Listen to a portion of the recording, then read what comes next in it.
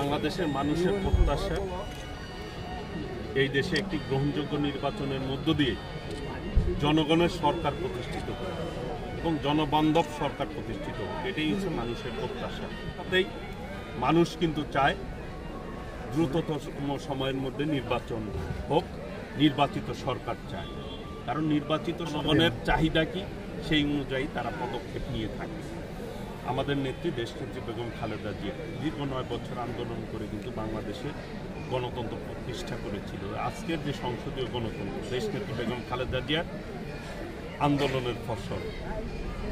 দেশনায়ক তারেক রহমান দীর্ঘদিন ধরে ভোটের অধিকার প্রতিষ্ঠার জন্য ফ্যাসিবাদের বিরুদ্ধে আন্দোলন করেছে। তার নেতৃত্বে বাংলাদেশের মানুষ ঐক্যবদ্ধভাবে এই ফ্যাসিবাদকে বিদায় করেছে, স্বৈরাচার বিদায় হয়েছে, খুনিরা পালিয়ে গেছে।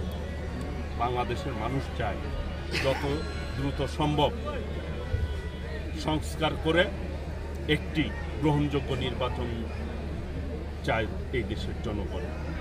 গণতন্ত্রের তখনই পরিপূর্ণ বিজয় অর্জন হবে যখন এই দেশে একটি নির্বাচন হবে, সেই নির্বাচনের মধ্য দিয়েই একটি গণতান্ত্রিক সরকার প্রতিষ্ঠিত হবে। জনগণের প্রত্যাশা এটি। আমরা আমাদের দেশের মানুষের বিরুদ্ধে যারা অপপ্রচার চালাচ্ছে, পতিত স্বৈরাচার, পার্শ্ববর্তী দেশ ভারতে অবস্থান নিয়েছে, আমি মনে করি কোনোভাবেই একটি দেশের পতিত স্বৈরাচারকে আশ্রয় দিয়ে ভারত সঠিক কাজ করে না। এই দেশের জনগণের হৃদয়ে কিন্তু আঘাত লেগেছে। গতকাল বিএনপির অঙ্গ সংগঠন 3 অঙ্গ সংগঠনের নেতৃত্বে, যুবদল, ছাত্রদল, স্বেচ্ছাসেবক দলের নেতৃত্বে কিন্তু ভারতের হাইকমিশনারের নিকট একটি স্মারকলিপি প্রদান করা হয়েছে। আমরা দলগতভাবে কোনোভাবেই একটি গণতান্ত্রিক দল হিসাবে কোনোভাবেই স্বৈরাচার ফ্যাসিবাদকে আমরা প্রশ্রয় দিতে পারি না।